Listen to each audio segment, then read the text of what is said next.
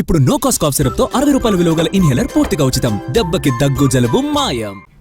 Tank bund పరిసరాలు దుర్గంధం వెదజల్లుతున్నాయి. హుస్సేన్ సాగర్ లో చెత్త పేరుకుపోయింది.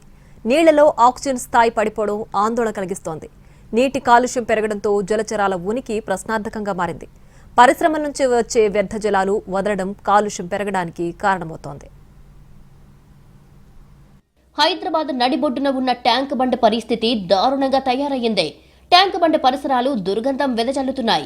హుస్సేన్ సాగర్ చెత్త చెదారంతో నిండిపోయింది. నగరంలోని అనేక ప్రాంతాల నుంచి వచ్చే డ్రైనేజీ నీళ్లు హుస్సేన్ సాగర్ లో కలుస్తున్నాయి.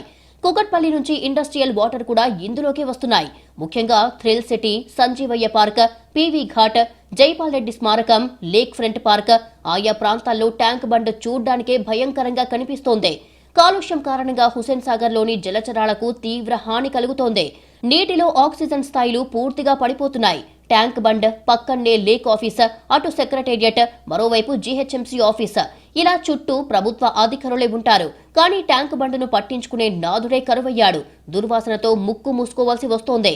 వాటర్ బాటిళ్లు, పాడైన బట్టలు, ఇలా ఎన్నో రకాలైన వ్యర్థాలతో పరిసరాలు నిండిపోయాయి. అయితే upper tank bund, NTR Marg ఈ రెండు ఏరియాల ముందు మాత్రం క్లీన్ గానే ఉంటుంది. ఆ రూట్లలో నుంచి రాష్ట్ర ప్రభుత్వ పెద్దలు, ఉన్నతాధికారులు తిరుగుతారు కాబట్టి ఎప్పుడూ శుభ్రంగానే కనిపిస్తుంటుంది.